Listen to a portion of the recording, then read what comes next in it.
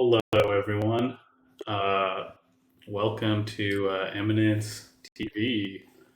Um, it's me, Z-Rob, today, also known as Zane, hosting the show. It's going to be scuffed. I don't usually do this, but we have an exciting guest on today. We have Anthony, who recently won the Cash Cards Unlimited tourney this past weekend. He won a Black Lotus, among other things. So we're going to have an interview with him very shortly. First, I'd like to just go over some quick upcoming events.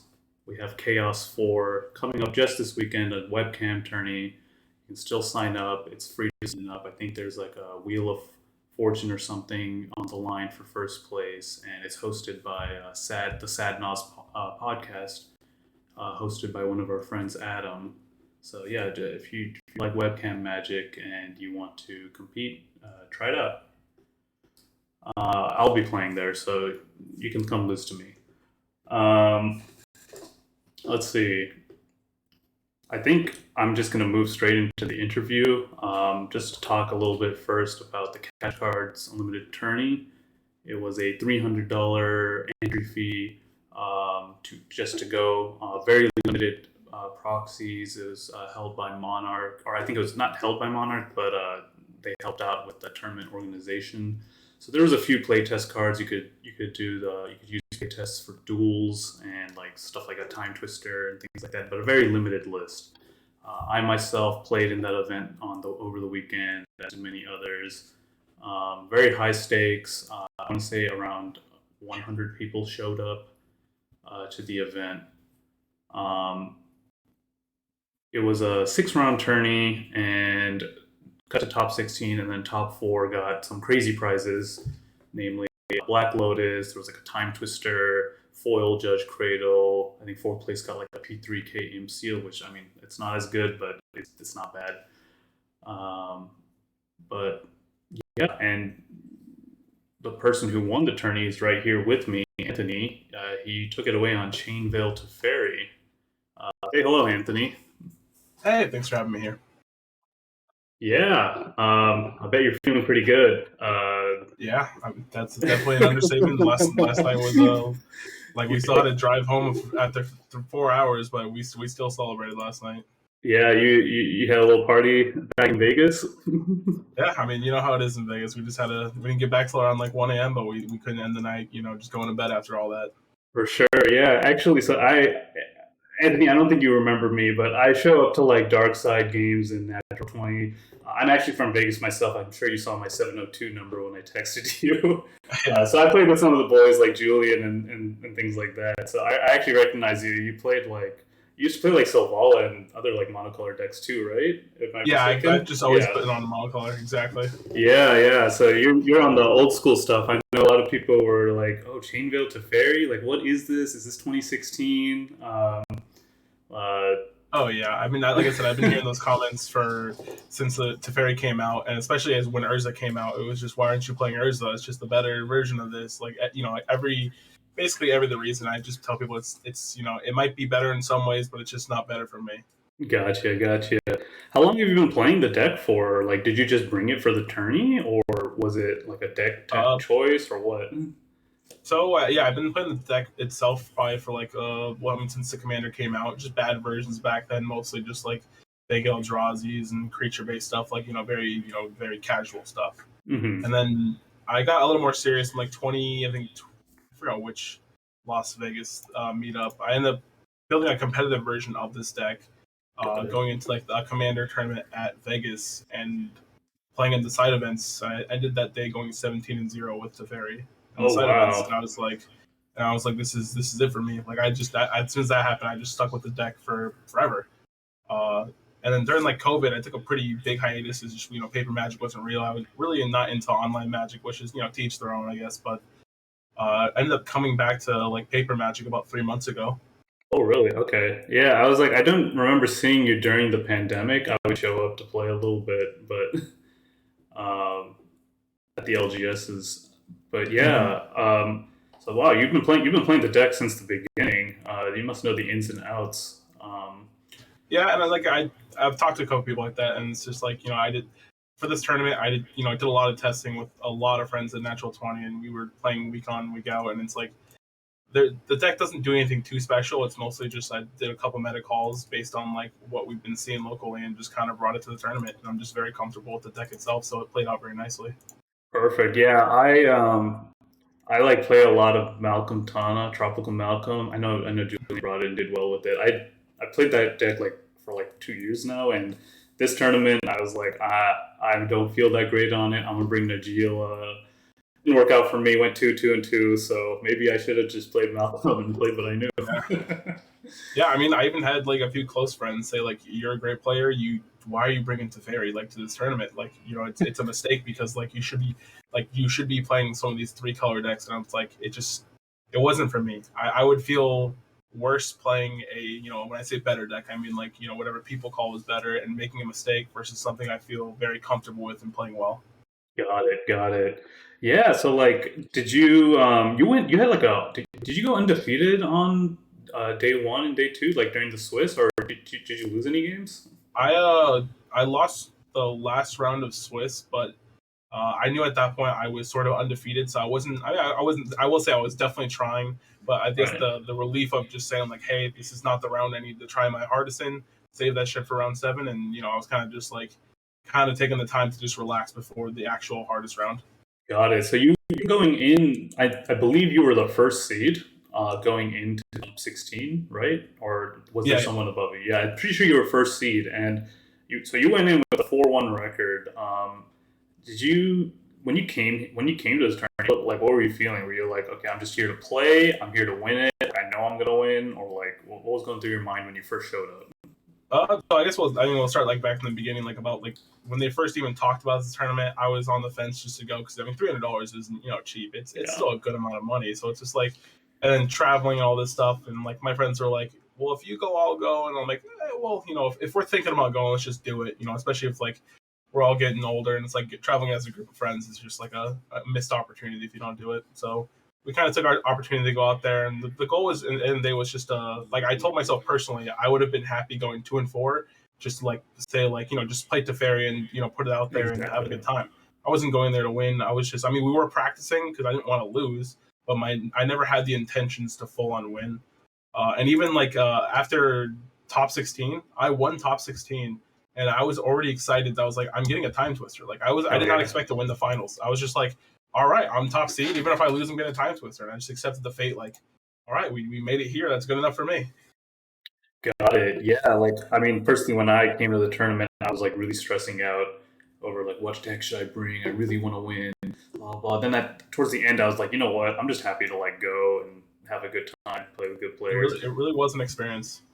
Yeah, for sure.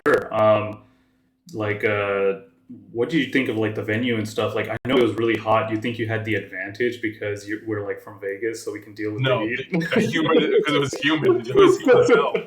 Uh, I'm glad the cameras weren't too good resolution because then that final round I was sweating. I was covered in sweat by the end of the day.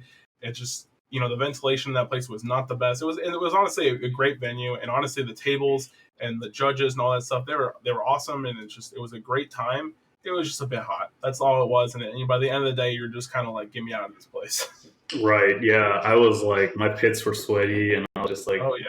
like, please don't look at me. Yeah, I definitely did not feel great. But like I said, especially with everyone at the end, I won the game. The nerves were like low, but then everyone's just like, all cameras are on me, and I'm just like, all right, now I'm getting even hotter now. It's like even more Right. stress. So you're how so like I'm gonna work backwards from the tourney. I heard in the top four in the finals match you had a crazy hand. What happened?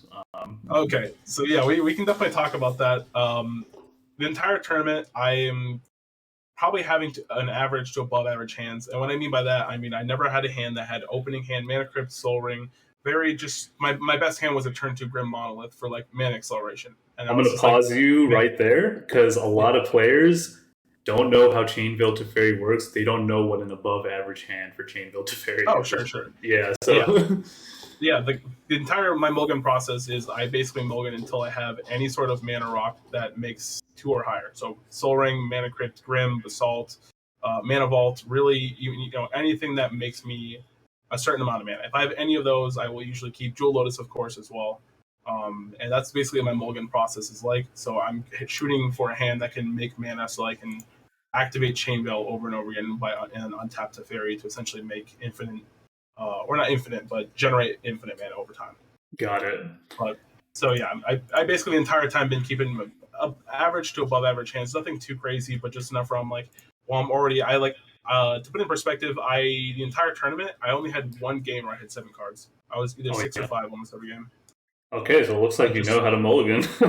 Yeah, I push hard for mulligans, and so the entire tournament I'm keeping these like I said, average hands or above average hands, and then I end up going into the finals. I draw my first 7, and it is as good as it gets, and probably even better. Where it's just like land, mana crypt, grim monolith, voltaic key, chromatic orrery, mind break trap, and I want to say a cantrip if I remember correctly. Just everything I could ever wanted, and I was just like, well, this is just I think it was a back to basics at some point. I don't recall the exact thing. I heard there was like a back to basics or something. Yeah, that was a hard meta call, I'll say, because playing locally, after talking to about like 30 to 40 players, maybe 10% of them run 2 or more basics, and honestly, some of them run mostly 0. Right. Like, I know people are like back to basics, blood not that good because Dockside exists, and you're playing an artifact deck. You feed Dockside. You ever feel like that was an issue? I just played Torpor. Like I know it's Torpor. Like obviously I don't always have Torpor, but I have a few ways to tutor it up. Some even instant speed where like in my top 16, someone plays a Dockside and I just Word of Invention for 2, and then Torpor locked the game down for multiple turns. Wow, that's powerful magic. A lot of players can't deal with Torpor right now, and it shows. Damn, yeah. I think all the decks I play, most of them can't deal with Torpor either. Yeah, I mean, like you have the Kark Sakashima decks that really don't care about that stuff, but there's different ways to deal with them as well. So yeah, it sounds when you locked in the game on like turn 4 on the finals game, right? I want to say you played like an expropriate. I heard they kicked me out of the venue because they were like, you don't know anyone here, you can't stay. So so basically I'll go through like my few turns. So turn 2, I ended up playing. I ended up drawing a land at some point. I don't remember if it was a cantrip or if I just drew it naturally, but I was able to play Chromatic Orrery, make 5 on tap with Voltaic, make up to 9. I cast my commander first. It gets Pyroblasted. I have the 3 mana floating still, and I just cast back to basics with everyone tapped out. And even though it's only turn 1, like it's just it's essentially I'm playing a triple strip mine for 3. Got it. Okay. And then, so now I'm going to work back down towards your top 16 match. Now, I think this was probably more intense for you than even top 4, because top 4 you get something, right? Top 16, like you're going in there. How do you feel? Who are you playing? What was your matchup in top 16? And like, how'd you take it away? Yep. So I was first for due to seeding. To the left of me was Niv Mizzet. Third was I think Bjarna, Wernog, and Luris. It was essentially a partner commanders with Luris as a companion. Okay. So they essentially had it was like a triple commander sort of thing, which was kind of cool. And then I will say Sisei is the last one if I recall. I want to say yeah. Okay, got it. That match, like I said, even the night before I was guaranteed into top 16, so I was mostly like my mind for the entire day 2 was just like focusing on having a really good round 7. Like that's my biggest goal. Is like everything up until this point is just getting seeding, but the only thing that really matters is around 7. And going into that, I was quite nervous. I haven't really played in that sort of situation too many times where it's like, oh, if I lose this, I get nothing sort of thing. So it's just kind of like it was a lot of pressure. And then my opening hand was, again, probably pretty average. All I had was 2 lands, a Felwar Stone, a Word of Invention, and 2 cantrips, I want to say. Mm-hmm. And I ended up cantripping into Mana Crypt and Trinket Mage in like the next 2 turns, which really set me up for like actually being able to play the game. Right. So how did you win that game? Or I guess in general, how does this deck win? It seemed like to me, I looked at the deck list, which we'll go over later. You just do Nexus of Fate loops or something, and you just beat face. Yeah. For the longest time, I used to play a bunch of Planeswalkers that not like a bunch, but you just Ugin. Like Ugin, yeah. But like it's a win more card. Like when you have your entire deck in your hand, you don't need to do anything special. And in all honestly, you just play Nexafate, play a bunch of creatures that are just like Trinket Mage, and just turn them sideways. Like you Got don't have to it. do anything special when you have infinite turns. Just turn, deal 2 damage, and take another turn. Exactly. Yeah, I played CBT like back in the day actually. So I remember I would like just resolve an Ugin or like a Yeah. Chase Mind Sculptor or something, and then I would just bolt Mm-hmm. everyone. But yeah, I think it's gotten a lot of new cards that people have just looked over, like glossed over because like Urza came out, or they just think the monocolor decks are not as good anymore. Did you feel like you had an advantage because of that? Like people either underestimating you, not knowing how your deck works, or otherwise? Oh, 100%. I would say the first 3 rounds, people looked at my commander, even though I was either 2-0, 1-0, or anything like that, and they looked at me like the underdog, and that's fair. I'll take the, I'll slide underneath that and be happy with that. But it was in the beginning, though, I would say the first 3 rounds, people were just like, what is this guy doing here? Did he like, how did he even get to this place? Gotcha. Yeah. Did you feel like people made any like egregious mistakes? Like you should have countered this, but because you don't know how my deck works, you didn't, Yes, and then I you mean, lost. in round 3, there was a player that ended up blowing up a null rod that was stopping me for the longest time, and didn't realize like I essentially had win on board. Like I didn't guarantee have it, but it was just like I had 9 mana and mana rocks that were just dead for a long time, and then he blew up null rod, and I was like, well, I'm gonna just win now. Thank you. Oh, easy. Yeah, I mean, it's like I didn't have Chainmail on board, but it's like my commander plus a lot of mana. It's like I either play like a taking turn strategy, or I just eventually find something. Like it's really hard for my commander to whiff if I have like extra turns going. Got it. So like I'm gonna continue working backwards. Now we're in day two, just like in the Swiss, there were 2 rounds of Swiss. Um, Going into the day, did you do any like since you were already locked in for top 16, I believe, on day one? Did you just come in like any preparation or anything for day two, or did you come in with a plan? What did you do like the night before, if Yeah, anything? yeah. I mean, honestly, the night before, I think, which is kind of funny, but like we were just talking with a bunch of the natural 20 guys. We got an Airbnb, and we were talking about Magic a little bit. Man, honestly, we just wanted to like relax and get the nerves off. We were in the like an Airbnb's backyard, just smoking cigars, couple beers, and just kind of trying to take the nerves off. We weren't really like because we prepped at least as soon as we got the announcement for this tournament, we were prepping 3 to 4 times a week, playing hours of Magic, talking about deck lists, what changes, and like going into the tournament. We can't change anything. We've done all the prep we can. At this point, we just need to relax and kind of hope day 2 goes the way we want it to. So you guys like I know the Vegas crew, you guys brought like 10 people, and I think 3 or 4 of you made top 16. So the preparation really showed. Um, you guys I know that there's a lot of events over there. Did you find you played? I think there's like 3 CEDH events a week in Vegas. Did you find like going to those was were your prep, or were you like inviting people over to your house, talking stuff, and like playing it with Yeah, each other? just both of Yeah. that. Honestly, going to these tournaments really gives you, especially it's like you have your close friends that go with you, but you have a lot of the Vegas crowd. I mean, these bigger tournaments, even for just normal LGSs, you're seeing 40 to 50 people sometimes, Yeah. and it's really normal to see that. So it's just like you get a lot of like the entire field. You're getting the partners, you're getting the combos, you're getting the control decks, you're getting the Winota players. You're really seeing like what I saw at this tournament was not much different than what I just see at our LGS because we have so much variety.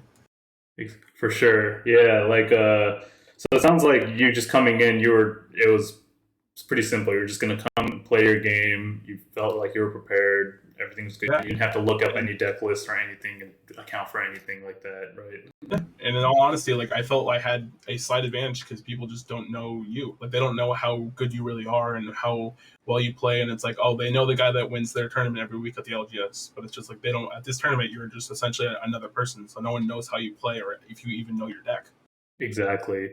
And this was your first like big event. Like you don't play any webcam tourneys or like any of these other tourneys that happened in the past year, like Marchesa or Punk City or any of that.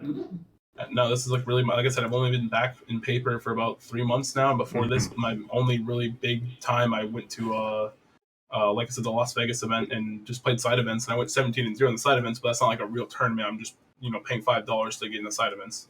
Right, right. So I guess your day one, you were on like a hot streak. Did you feel any emotions, or were you just like, "Damn, this is easy"? Like, you Yeah, guys no, don't know who actually, I am. after round two, because like I said, when I was talking earlier, I was saying that I was expecting. I told myself I would be happy going 2-4 at this tournament, and starting off 2-0 was just like, all right, well, let's see what we can actually do. I remember going to lunch and talking with the guys, and I'm just like, I was going for the win in round two, and like my hands were like not like shaking crazy, but I was like holding my cards. I could feel my hands start to tremble a little bit because I was just getting nervous, like comboing, because it's like I don't want to make a mistake in such a high impact tournament, and it's just like it's just like I even still I play the same deck for 5 years, so I'm still thinking like if I make a mistake, it's gonna feel bad. So I think we went to lunch and just again we went to Benihana's because it was in the parking lot and just went to the bar and got a couple drinks to like, kind of relax and just kind of like lay back, and that's honestly just having the group there telling you like, hey, we're doing good, just chill, like everything is good. And it was like he's like, there's like I was saying, you really can't do any more prep in this tournament. We've prepped all this time. You got the deck list. You can't change it. Just play it out and see how it goes. And that's basically the mindset we had going to after, like during the tournament. Gotcha. So, I guess we'll get to your deck list in a little bit. Did you have any like crazy games that happened? I know like in the top 16, there were some crazy games happening. I was there. There was like a Niv Mizzet pod with like everyone had like 20 cards in their hand. There was like another pod where someone died from like Winota swinging at them, I want to say, and there's just like a 3-player pod that just went on for an hour. Did you like have any crazy games either in top matches or in like the Swiss? Yeah, actually, I would say my first match actually was a bit hectic. To just even start off the day, I'll give you a perspective. I look at the match pairings, and I'm not listed on the match pairings. I'm Oh like, yeah. I'm like freaking out. I'm like, I know I registered my deck. I'm kind of getting nervous at this point. Waiting in line to hear what happened. The person in front of me says something happened to them and they might get a game loss, and I'm like, am I really gonna get a game loss for something I for sure thought I did right? Ended up being the bot having a little issue. Not a big deal. I get paired with these three other people, and in that game, the game goes so long, and my commander gets so many times. My commander now costs 14 to cast. I am basically down to really nothing. I'm just kind of thinking like, all right, well, I'm losing this game. It's whatever. It is what it is. Essentially, someone overloads Rift, and then immediately time twisters. And after the time twister, they don't win the game, and my hand becomes perfect. Like it's like perfectly sculpted. I have 2 counter spells. I have expropriate, and I have a turn sphere that I can use to kind of bait out counter magic because everyone's tapped out.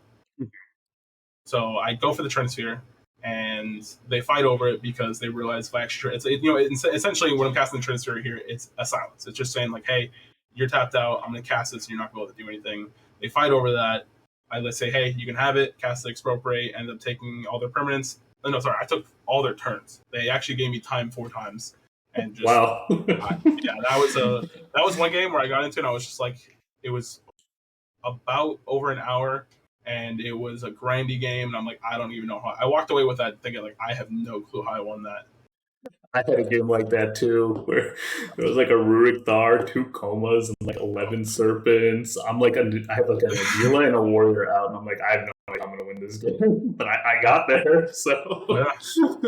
And like I said, immediately after that game, I actually play a game with Ken. I actually don't remember his last name. He's the Clark Sakashima player. yep. And so I just go from that game into like an actual playing with an actual pro, CDH player, and I'm just like, oh boy, no brakes on this train. You beat him apparently, right? Yeah, it was that was again a pretty close match. There was actually a funny thing that happened in that match. That was the game where I played turn 2 Grim, and he's making jokes saying, "Oh, I bet you have a power on top," or like he's making jokes about me drawing power artifact, and in fact, my next draw was power artifact. It was just really funny. I was just like, wow, that's insane. He materialized it for you. Hey, I'll take it. Yeah, I had a situation as well where I kept mulling, and then my opponent was like, "Here, I'm going to give you the Jeweled Lotus and the Mana Crypt on this one," and that's exactly what I had. Hey, I'm not going to complain about it. I'll say. Exactly. Yeah, so I guess we can talk a little bit about the deck. A lot of people are. I feel like a lot of people started playing CEDH during the pandemic, to be honest, so they don't know how Chain Veil Teferi works. They started with like Breach and Thalass's Oracle and all that stuff. They're not gonna. So for the viewers, I guess if you want to describe your deck a little bit, how it works, how you win, and then we can just talk about some of the new cards that have been added to it. Oh yeah, there's been a lot lately, but I guess I'll start with just how Chainveil works in general. So essentially the how the commander works is you can see the minus abilities. Really, minus and the plus are the only real abilities. I mean, the minus one, where you untap 4 permanents. Those 4 permanents are almost always going to be Chainveil and 3 mana rocks, or essentially you're just trying to make either 4 or 5 mana so that you can essentially not lose mana whenever you're activating Chainveil. Got it. Whenever you activate Chainveil, it's essentially putting, I'm going to say, a pseudo counter on Chainveil that is always going to be constant on Chainveil. So let's say you tap it, untap, tap it, untap 4 times until Teferi's dead. When you recast Teferi by untapping, once again, Teferi sees that Chainveil has now been active 4 or 5 times, how many times you've done it, and can now just plus up that many times without activating Chainveil again. So I can go from 5 up to 9 and start minusing all again, generating mana. And essentially, once I've done that 9 times again, it sees Chainveil's been activated 14 times. I recast my commander again, and I go from 5 to up to 19 now. And so essentially, I'm generating mana every single time, putting my entire deck in my hand, and it's like, you don't really need a win con if you have your entire deck in your hand. You just need Exactly. yeah, that's sort of like the Chainveil way. There's the new edition with I can't think of the actual name of it. Let me pull this up. The Displacer Kitten. Yeah, I saw the like new cards in here: Displacer Kitten, Hullbreaker Horror. You're playing Urza. um, Yeah, I am playing Urza, which I think people give me shit for all the time. But Urza's in there just because of no rod deck, like no rod sort of things. mhm. Like sometimes you have like the no rod creatures. It's like you just have to play Urza to kind of get around them. Displacer Kitten is, and I say this, it's just Chainveil 2.0. Like you play a bunch of cantrips and you just have Displacer Kitten. You minus every time you cast a cantrip. You go deeper into your deck. It's just a Chainveil 2.0 in all honesty. Gotcha. So that's just basically an addition, a way to win for the deck. Did you feel like that Yeah. really boosted up the deck's power when it got released? Oh yes, because also Displacer Kitten can win through null rod type effects. You just essentially blink your commander, untap 4 lands, cast a spell, blink your commander, untap 4 lands, cast a spell, and so you're just digging over and over again, but still, able to play through these null rod type of effects. So it's like even if they have hate for artifacts, I'm still kind of able to keep myself in the game. Gotcha. Is there any like scary matchups you need to be like wary of? Obviously, you've been mentioning Oh yeah. no rod effects a lot, but like I don't know, have you been afraid of like a really fast like someone just bringing out a Crom and just continuously killing the Teferi or what? Actually, so my hardest matchup is Winota. It's just there's so many. They have a lot of creatures. They are always having stacks like effects. Rule of law effects. They're just very consistent, and they definitely keep you down. I would say that's probably my hardest matchup.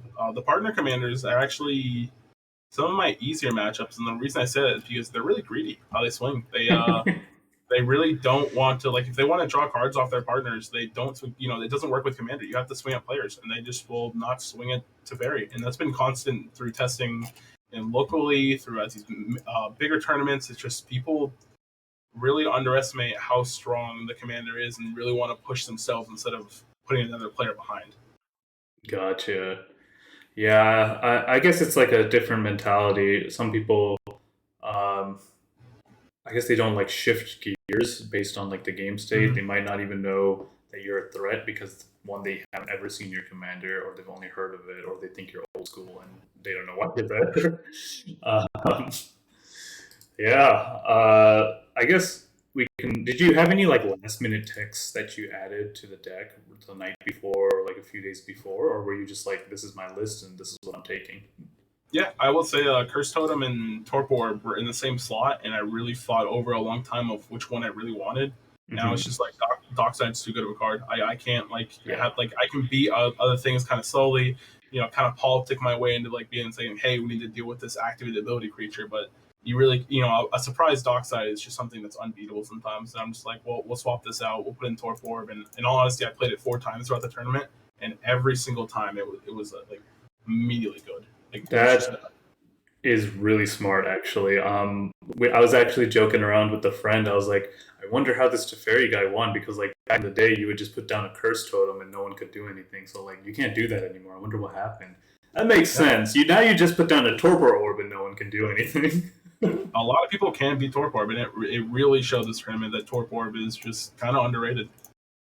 Yeah, actually, it's really funny you mentioned that. On the night before, I was playing some games and someone played a torpor orb and like the whole game was just warped around and no one could do anything because it was just a single torpor orb down and I died to well, I didn't die but like people died to beats with like a shadow spear on like a mermaid commander or whatever. And Oh it's yeah, like, yeah. and we're just like okay. And that'll work sometimes. That works. Another change I think I made at like kind of last second was swapping negate for trick bind. I just didn't like negate for the longest time, and trick bind essentially deals with a lot of these creature based decks as well, like Boss's Oracle and like again Dockside, just the two big enemies. Got it. Did you have any like? Were there any cards you think were underperforming that you think you should not have Yeah, put in? ensnaring bridge, and it just because in like our local scene of people really understand like hey Teferi's a threat. It's not always a big creature swinging. Sometimes I don't mind being hellbent if like commander's alive, but at this tournament I'll be honest, not many people were swinging at my commander, and it's just because I think they were underestimating how good it really was. Like Exactly. these Tim the Crom decks that just don't swing at it because they want to draw. You have like these even like I had a Ragavan player just not swing at my commander because he just wanted to get Get the some trip. get the card. Yeah, I'm just like, all right, like I'll That's take free. that. But like next turn, I'm about to make 12 mana. Like that's cool with me. Yeah, I saw a lot of that in the tourney. I know the Vegas crew. Someone brought their Brago deck, and Oh, I had remembered playing against Brago, so I was like, I know how this deck works. I'm going to be countering like the correct spells, but no one else at the table was like knew how that worked. And I was like, well, he has an entire engine out, and I see like a Pongify cast, and I thought I was going to go at the Brago. But it hits my Najil, and I was like, okay, cool, we're going to lose now. mhm. Yeah. We Brago's his name is also Anthony. I've been testing with him for over the past month. He's actually one of the people I've been hard testing with, and we kind of had the same mindset where people were looking at his commander and saying like, oh man, it's been a while since I've seen that, and really underestimating the power of like flickering anything. Like you gain so much value to the point where it feels like a boa constrictor is just wrapping around your opponent, and then they're kind of just locked into the Brago game. Gotcha. About your deck, actually, I noticed that beyond the Nexus of Fate, you're running actually a lot of different extra turn spells. What's the tech with that? I think I understand, but I guess the viewers might want to question like, No, when of you're course. generating I infinite mean, mana, don't you just need one thing? So it's like playing cantrips in a sense, which is kind of goofy to play a 5 mana cantrip, but it's just it helps you ramp in a sense where it's like it's all if you have any mana rock. So let's say like you have Soul Ring, Mana Crypt, Mana Vault, any of those mana rocks, you're always going to be able to play your commander, untap, and play a 5 drop. Often, if you were able to play, just Time Warp, Capture, not Expropriate, Time Warp, Capture, Temp Man, like any of those 5 mana extra turns, or even save them with the 3 mana extra turn. Next turn, you're able to generate even more mana for cards like Fabricate, Word of Invention, uh, Inventor's Fair. So you're actually able to get the Chain Veil. So it's essentially just kind of a massive dark ritual where you're just like, all right, I'm going to cast this extra turn, go to my next turn, have way more mana than I do now, and be able to actually make these big plays. yeah, it turns out untapping your lands is a really good ritual. So Quite good. yeah, were there? Actually, I forgot what I was going to ask. Oh yeah. What was like the craziest play you made over the weekend? You think, or was it just Oh, like smooth sailing? it was, I would say, definitely the final round. Just having everything. Like, I just had like everything was my opening hand. I had the mind break trap for my opponent trying to play Mana Crypt turn one. They essentially played Roger into LED and slammed Mana Crypt last, and they're getting ready to use the Mana Crypt, but they immediately they just didn't pass priority at all. They just cast the Mana Crypt and go to tap their land, and I'm like, oh, slow down. Like we're this is you need like kind of like he's kind of speeding through his turn, thinking everything's resolving, but I'm like I'm trying to slow everyone down. I'm like I'm just gonna mind break trap your Mana Crypt. Like, Oh, hell yeah. and then top decking. There was a point where I lost Expropriate to him shuffling the top card of my library after Mystical Tutoring. Hmm. 2 turns later, I drew a cantrip, used that cantrip to find it right back, and it was just the people behind me. Like I saw on camera later, like their eyes just rolled, seeing like how is this guy doing all this. Yeah, a But it lot just of people, their immediate reactions were like, "What? How did Chain build to Fairy win?" Like, I'm glad you yeah, showed up the haters. So yeah, no, honestly, it feels fantastic, and all throughout the day, like you can ask any of the people from Nat 20, all throughout the day, people are coming up and just like saying like how are you here? Like what you're on table 1. Uh, after round 5, I was 4-0-1. the event organizer comes up because they have some issue with my registration that is on their side. Mhm. He comes up and talks to me. And he's like, "Wait, you're playing Mono Blue Teferi?" It's like, "Yeah." I'm like, he's like, "You're 4-0-1 with this deck right now?" I'm like, "Yeah, well, yeah. What's wrong with that?" And he's just like starts smirking and like laughing at me, and I'm just like, "Man, no one here respects the deck. Just no one." Yeah, when I heard that, I actually watched you win your top 16 game, and I was like, whoa, like Chainville Teferi just made top four. It's like first seed. This is crazy. Yeah, I mean, like I said, I had a hot run. I definitely feel like people underestimated it, and not to say like they played wrong. I don't think I just got like a lucky. I definitely feel like I played well throughout the tournament, and I definitely had some people just underestimate what Teferi and Chainmail does. So you think you would bring Chainville Teferi again to the next tournament now that you're on the Oh yeah, radar for sure? undoubtedly. Yeah, 100%. I think that's not even a problem. You just change what like small things to change the deck. Like a lot of decks really don't have ways to deal with back to basics immediately. Like Mhm. people get caught with their pants down by back to basics. And I'm not saying like there's a lot of cards like that. I'm not saying it's always back to basics. It's just like there's always going to be some sort of like pseudo stacks piece that's going to get people all the time. And it's whether it be stasis, even though I hate that card, it gets people as well. Yeah, like we have our event in San Jose, California, coming up in January. So it'd be great to see you there. Just taking names with Chainville Teferi again. I don't know what Yeah, the. I know I invited all the Vegas crew to come through, so they said they'll think about it. So yeah. yeah, hopefully I'll see you. I actually haven't heard much about it. And if you can give me more information, that's something might actually be interested in. Yeah, so I guess I'll segue into that. Yeah, we have Silicon Dynasty is the tournament's name here in San Jose, California. It's coming up on January 14th weekend, 23. It, more details are going to be coming out over the next few weeks about that. We're just locking in like hotel and all stuff around here. It'll be a 2-day event. We'll announce the prize pool and all that soon. It'll be 128 players, so similar size to this one as this tournament. And we'll be allowing playtest cards all abound. So if you're missing, I saw you didn't have like a Mox Diamond and stuff in your list. Was it just because you didn't have the Oh, cards, or you just didn't no, play those? No Mox Diamond. I really go hard on mulligans, and I don't really have the amount of lands I can like win. Gotcha. Also, I'm Yeah. gonna yeah, it's just I really have like I will go to 5 honestly if I have to, and it's like going from 5 to 4 due to Mox Diamond, and it also only generates 1 mana, which is not really helpful to any part of the combo, and it's just like it's okay at best. Gotcha. Yeah, that's a controversial opinion. A lot of people would be like, "What? You're not on Mox Diamond?" I thought it was like because it was a budget constraint, but apparently that was a conscious decision. Oh yeah, no, I mean, if I don't know if you guys probably didn't see it on camera, but the deck is also just foiled out, so it's never just a Mhm. budget. It wasn't a budget issue; it's just a Oh bad hell deck. yeah, hell yeah! Yeah, I'm all about the I mean, bling. yeah, exactly. I've been playing the deck for too long not to be blinked. Did you? So what'd you do with the prizes? You have them on you, or did you Oh sell them yeah, back? so I did keep most of them. As you can see here, I ended up giving the Liliana statue to Natural 20, so they can kind of like put it in a case and kind of have our like Like team a photo in there. Yeah, because like, it's honestly like I did win the tournament, but there's no way I'm getting that far without like everyone in that 20 going to these like practice sessions we have every week.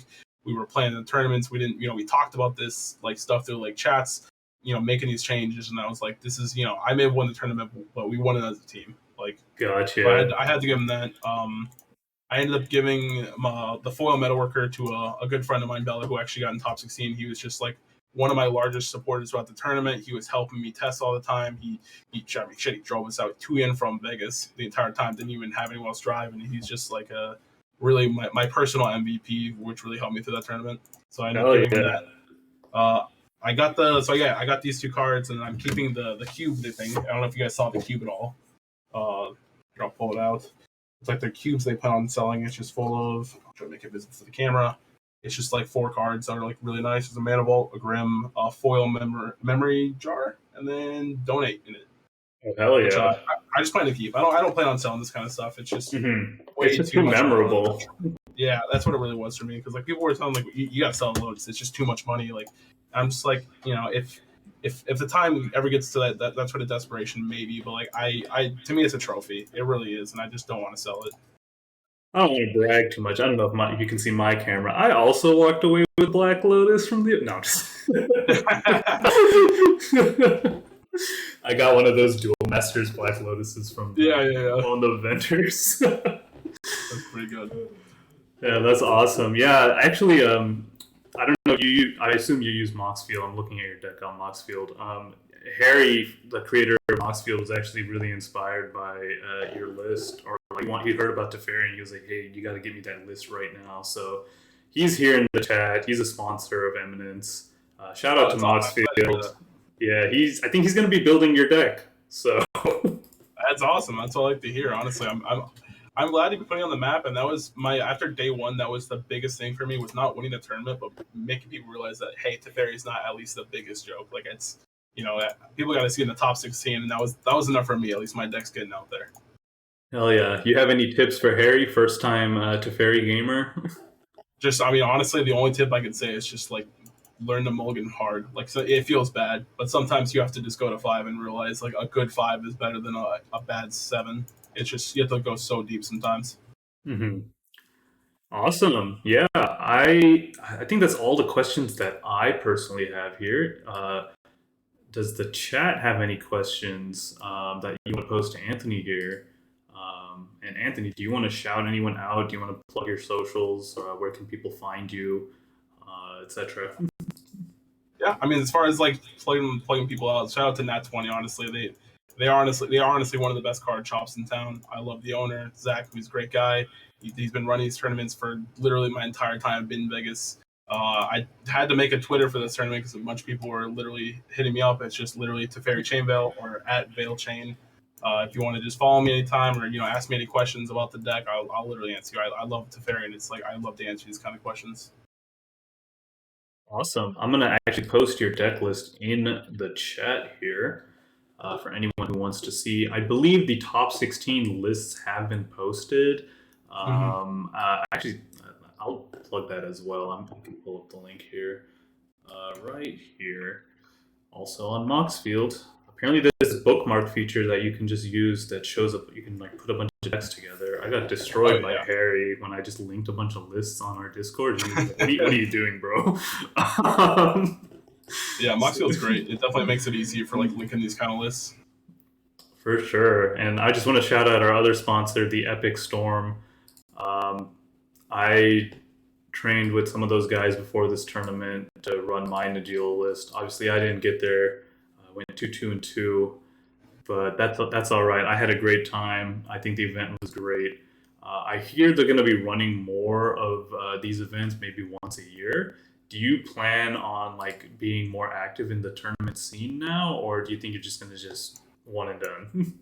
No, honestly, that was probably the most fun I've had at any sort of Magic event in my entire life. And I've gone to a lot of them, especially living in Vegas. It's like we have usually the local ones every year. And that was, like I said, my goal was never to win the tournament. It was have a great time with friends. And it was more than that. And that's what made it great. I definitely want to go back to these tournaments. I was actually talking with the people running the tournament, and they seem very excited for me to come back in the future. And I'm just like, I can't say no to that. It sounds like a great time. Exactly. Yeah, I'd love for you to come to one of ours, one of our West Coast events. So hopefully I'll see you there. That would really sound interesting. So I'd like to be there. Perfect. Well, that's all I have for the stream today. Just a quick interview here with Anthony, who was very graciously gave us his time. He just drove back to Vegas with the crew just last night, and I texted him this morning. I was like, "Hey, do you want to come on? We don't have anything for the show today." So, yeah, thank you so much for coming on. Thank you for having me. It was a great time. Thank you so much. Perfect. So just check out Anthony. Check out his Moxfield. I've linked it in the chat. Shout out to Cash Cards Unlimited for holding such an awesome event with a stakes tourney. I think that's really good for the CEDH scene to just have like a 30K tournament, like the biggest ever. It's bigger than some like 60 card events, I would say. I know that I hope they hold more. It was a good time. really was. Shout out to Moxfield, our sponsor, and the Epic Storm.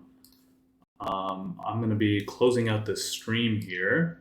Once again, thank you, Anthony, and I hope to get some games in with you next time I'm in Vegas. Yeah, most definitely. Hit me up anytime. I'm always available. Awesome. Well, that's all I have for you guys today. I hope the stream wasn't too scuffed. I'm usually not the person doing this. But yeah, we'll see you next time. Have a good Labor Day weekend. You too.